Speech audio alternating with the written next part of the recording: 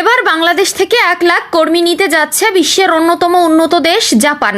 সবচেয়ে গুরুত্বপূর্ণ বিষয় হলো এই নিয়োগ সম্পূর্ণ সরকারি ব্যবস্থাপনায় এবং কোনো ধরনের খরচ ছাড়াই সম্পন্ন হবে, যেখানে জাপানে গিয়ে একজন কর্মী প্রতি মাসে 1.5 লাখ টাকা সমপরিমাণ বেতন পাবেন।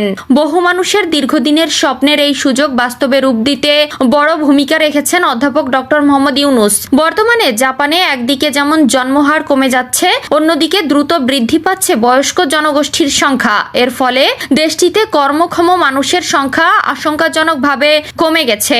এই পরিস্থিতিতে তীব্র শ্রমিক সংকটে ভুগছে এশিয়ার এই উন্নত অর্থনীতি। সেই সংকট মোকাবেলায় বিদেশি কর্মী নিয়োগে গুরুত্ব দিচ্ছে জাপান সরকার। তবে একটাই শর্ত, কর্মীদের অবশ্যই জাপানি ভাষা শিখতে হবে। আগামী 5 বছরে অন্তত 1 লাখ বাংলাদেশি কর্মীকে জাপানে পাঠানোর লক্ষ্যে জাপানি বিনিয়োগকারীদের সঙ্গে চুক্তি সম্পন্ন হয়েছে বলে জানিয়েছেন অন্তর্বর্তী সরকারের প্রধান উপদেষ্টা মোহাম্মদ ইউনুস। রোববার 11ই জানুয়ারি ঢাকার রাষ্ট্রীয় অতিথি ভবন যমুনায় জাপানের সাবেক ফার্স্ট লেডি আকি আবে এবং জাপানি উদ্যোক্তাদের একটি প্রতিনিধি দলের সঙ্গে সৌজন্য সাক্ষাতে তিনি এ তথ্য জানান। প্রধান উপদেষ্টা বলেন, জাপানে ক্রমবর্ধমান কর্মসংস্থানের চাহিদা পূরণে বাংলাদেশ থেকে বিশেষ করে নার্স ও কেয়ার গিভার পাঠানোর উদ্যোগ জোরদার করা হয়েছে। এই লক্ষ্যে অন্তর্বর্তী সরকার ইতিমধ্যে হাজার হাজার নার্স ও পরিচর্যাকারীকে প্রশিক্ষণ দেওয়ার কাজ শুরু করেছে। পাশাপাশি দেশ জুড়ে জাপানি ভাষা প্রশিক্ষণ কর্মসূচিও ব্যাপকভাবে সম্প্রসারণ করা হয়েছে।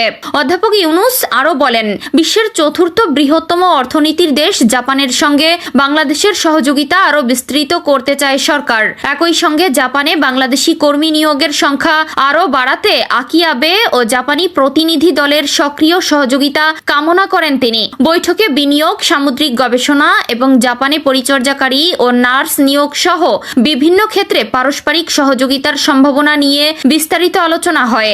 জাপানে দ্রুত বয়স্ক জনসংখ্যা বৃদ্ধির কারণে এসব খাতে দক্ষ জনবলের চাহিদা উল্লেখযোগ্যভাবে বাড়ছে বলেও বৈঠকে তুলে ধরা হয়। এ সময় জাপানের শীর্ষ বায়োফুয়েল উৎপাদনকারী প্রতিষ্ঠান ইউগ্লেনার প্রতিষ্ঠাতা মিৎসুরো ইজুমো সামাজিক ব্যবসা সহ বাংলাদেশের বিভিন্ন উন্নয়নমূলক উদ্যোগে সহায়তা দেওয়ার আগ্রহ প্রকাশ করেন।